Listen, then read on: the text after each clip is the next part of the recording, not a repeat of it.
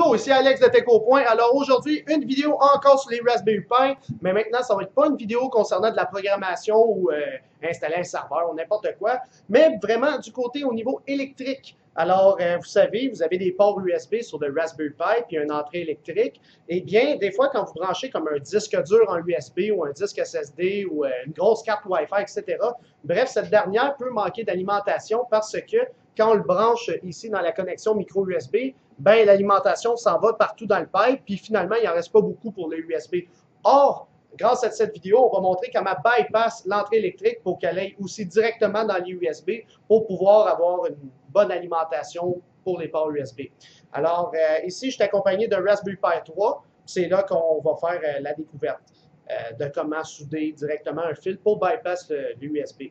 Alors, pourquoi bypass l'USB? Mais comme j'ai dit, ça va créer des problèmes si vous ne le faites pas et que vous utilisez du gros matériel comme des SSD, des disques durs dans l'USB. Bref, plus vous utilisez les ports USB, plus vous allez avoir des problèmes comme ceci. Alors là, vous voyez que ça vient geler. Vous avez vu le petit carré avec 4 couleurs en haut, mais c'est ça que ça fait dans le Raspberry Pi. Quand vous voyez ce petit logo-là qui apparaît, ben, ça veut dire que votre Raspberry Pi est en low voltage, c'est-à-dire il manque d'alimentation. Puis quand vous voyez cette icône-là, eh bien, pensez à bypasser l'électricité, ça va faire du bien. Alors là, c'est bien sûr qu'on va bypasser le Raspberry Pi 3. Je vais vous montrer comment le faire aussi sur le 2 et sur l'ancien, le 1. Puis sur le modèle A aussi, mais ça ne donne rien parce que le A, il y a juste un port USB. Puis c'est ça, dans le fond, ce qui est vraiment important aussi, c'est que vous avez le bloc d'alimentation qui est branché dans le mur et vous avez le fil micro USB qui se branche dans le Raspberry Pi. Eh bien, c'est important que le petit bloc d'alimentation soit puissant. Comment on le voit? C'est dessus, c'est écrit le nombre d'ampères. Comme par exemple, ici, je suis accompagné d'un petit alimentation qui a juste 400 milliampères. Fait que c'est vraiment pas puissant, fait que ça donne rien de faire le bypass alors que vous avez comme un bloc d'alimentation vraiment pas puissant. Ça prend vraiment des gros blocs d'alimentation, comme lui, c'est 2,5 ampères sur le 5 volts dans le output. Fait que ça, c'est très puissant. Ça a des grosses composantes, des gros condensateurs comme ça à l'intérieur. Fait que c'est à considérer avant de faire le bypass. D'avoir une grosse alimentation et par la suite de faire le bypass sur le Raspberry Pi. Donc, je vais juste vous montrer, vous simuler qu'est-ce qui se passe lorsque on a un problème avec du low voltage sur un Raspberry Pi. Fait que je vous montre ça sur un écran directement en ce moment. Alors là, juste avant de passer à la période de comment souder le fil, etc., je veux juste vous montrer la différence entre un Raspberry Pi qui est bypassé et un qui ne l'est pas. Donc ici, on a le Raspberry Pi, ben, je suis accompagné de deux Raspberry Pi 2 en passant. Donc un qui n'est pas bypassé, puis un qui l'est. Donc le bypass, vous le voyez, lui, il n'y en a pas. Puis lui, il y a un fil qui passe du 5 volts puis qui vient bypasser. Bref. Donc, c'est les deux Raspberry Pi. Puis, j'ai juste besoin d'un câble HDMI et d'une alimentation. Je me suis pris sur mon gros bloc qui a 2,4 ampères. Donc, je m'en vais le brancher ici. Puis là, j'ai ici un écran qu'on va voir en direct qu'est-ce qui se produit.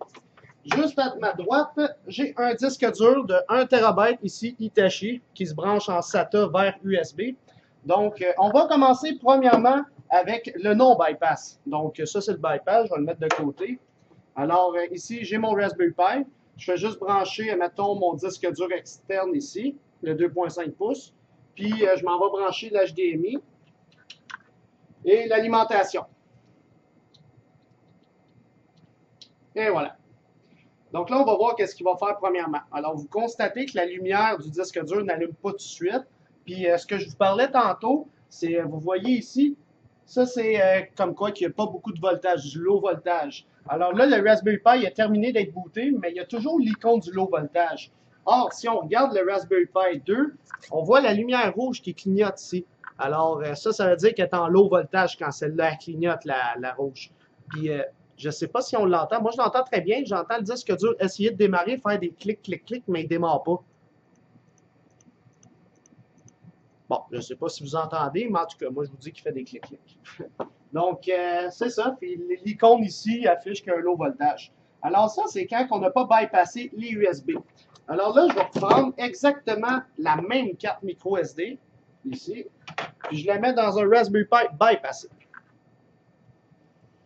Je branche le disque dur externe, même chose. Je branche l'HDMI. Je branche l'alimentation. Et c'est parti. Alors là, le Raspberry Pi ici va démarrer.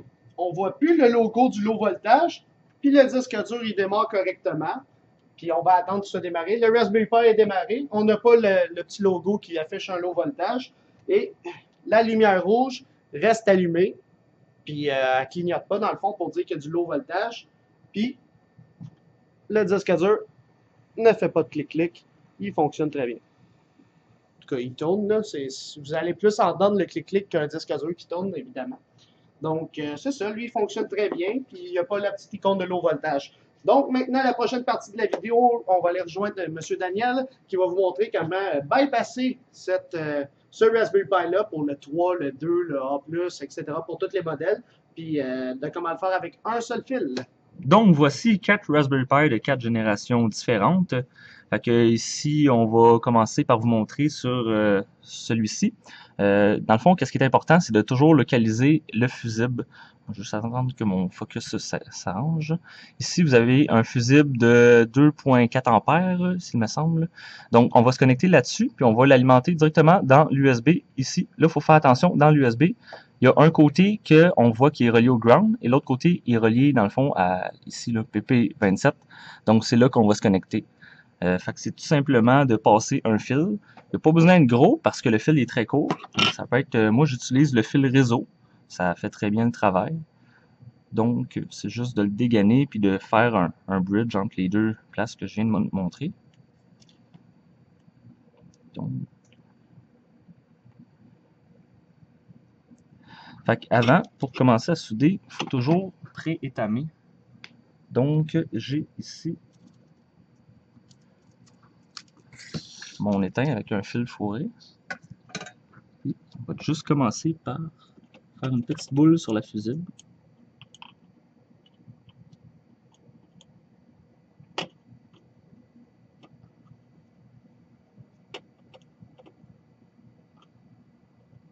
Voilà, puis une boule ici. Donc, une fois que ça c'est fait, on va juste déterminer la longueur du fil à peu près. Faut pas virer fou.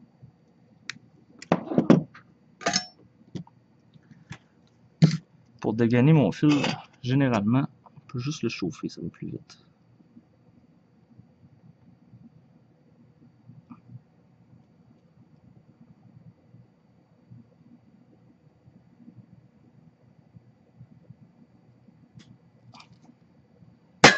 Donc voilà, une fois que mon fil ici est dégainé des deux extrémités, c'est tout simplement d'aller venir réchauffer la boule que j'ai mis installée tout à l'heure.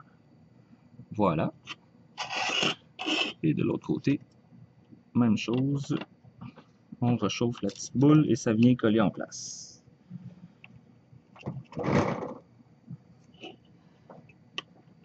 Donc voilà, ici, celui-ci est bypassé. On va faire le suivant. Donc, nous avons un Raspberry Pi, le 3, celui-ci. Donc, sur le 3, on va faire la même chose. On va localiser le fusible qui est ici. Donc, on peut le voir, c'est toujours à peu près la même forme qui ressemble à celui-là ici. Donc, je ne sais pas si on voit. Exactement, vous voyez, c'est marqué 3592, mais c'est celui-là. Donc, on va passer de là à même chose sur l'USB ici. Lui, il y a deux USB, fait qu'on trouve ici deux pins qu'on va devoir bypasser. Les USB de gauche sont aussi reliés à ceux de droite, fait que ça donne rien d'aller bypasser. Ceux-là sont en parallèle. Fait que l'électricité va quand même remonter d'un vers l'autre. Fait que, même principe, on crée notre petite boule.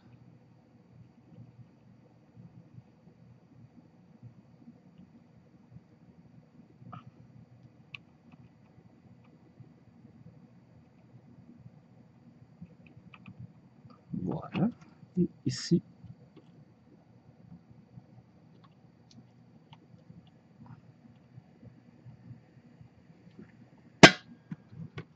voilà. Fait que là, dans le fond, le fil qui me reste est à peu près assez long pour faire tout ce que j'avais besoin.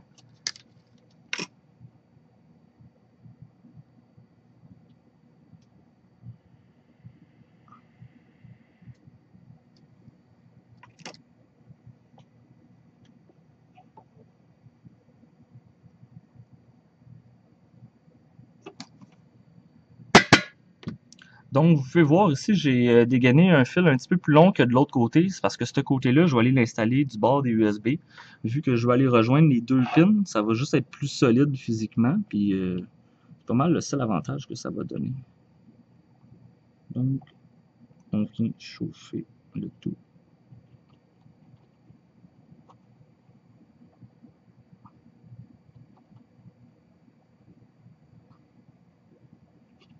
Voilà. Et de l'autre côté.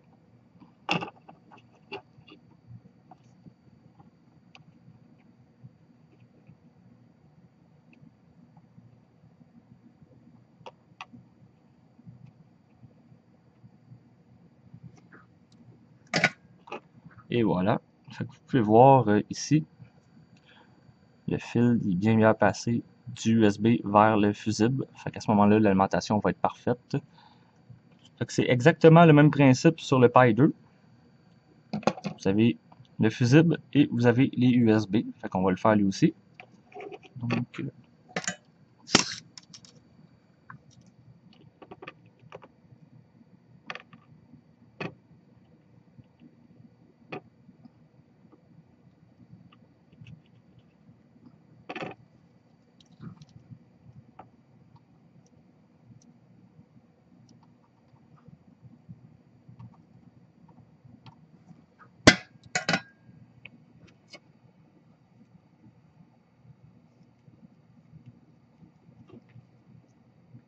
à peu près cette longueur-là, un petit peu plus long peut-être.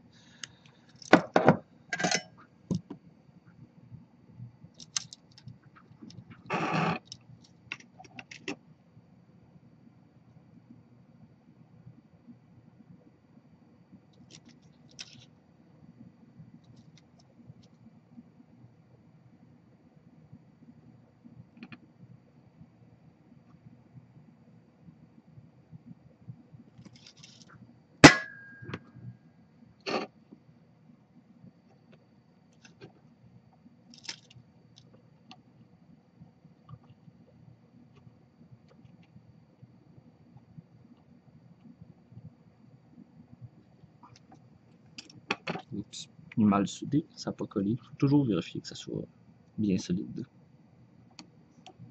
Le pire qui peut vous arriver, c'est une soudure qui lâche puis qui vient toucher à mauvaise place, puis là, tout pogne en feu.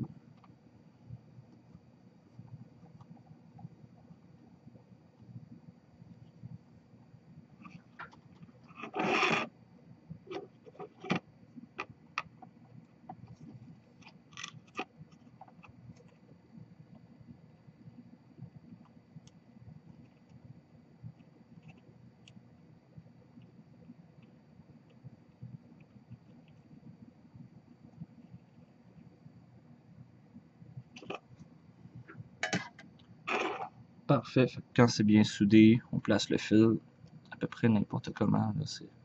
C'est sûr qu'il va être un peu trop long. Fait que voilà, celui-ci est bypassé. Fait qu'on en a fait 3 dans cette vidéo. C'est pas mal ça. Nous avons ici le Pi 2, le Pi 3, puis le modèle A. Il y a aussi le modèle B qui est ici. Fait que même principe, bypasser du fusible jusqu'au USB dans les deux pins des USB. Fait que ben, c'est comme ça qu'on bypass. Ça vous permet de tirer l'électricité directement du USB vers l'autre entrée USB ici. Fait que évidemment, si après ça vous avez encore des problèmes d'alimentation, c'est à cause du connecteur micro USB ici qui est quand même limité. Les pins à l'intérieur sont vraiment tout petites. Il ne peut pas passer beaucoup d'ampérage là-dedans. Mais on fait le mieux avec ce qu'on nous a donné dans l'univers des Raspberry Pi. Alors, je vous remercie beaucoup et je vous souhaite une bonne journée. Alors, c'était pas mal tout pour cette vidéo sur comment bypass directement du USB, du micro USB en fait, vers le USB. Donc, on a vu pour le Raspberry Pi modèle 1A+, avec Daniel. Par la suite, le modèle B du Raspberry Pi 1 encore. Par la suite, il y a le B+, qui existe, qui est pareil comme le 2 physiquement du modèle 1. Le Raspberry Pi 2, le Raspberry Pi 3, et c'est pas mal ça dans le fond. C'est sûr que c'est pas la meilleure manière de façon overkill, c'est-à-dire pour bypass l'électricité. On peut le faire par les GPIO. Mais l'avantage de celui-là, c'est que si vous avez déjà des cases, vous avez acheté un case et tout ça, ben c'est que ça fait juste rajouter un petit fil puis ça fait pareil dans le case. Vous n'avez pas à modifier votre case pour avoir une alimentation par le GPU. Bref, c'est vraiment que votre Raspberry Pi il reste natif, comme on dit. Donc, c'était pas mal ça. Donc, si vous voulez d'autres vidéos des Raspberry Pi, dans les commentaires en dessous, parlez-nous-en.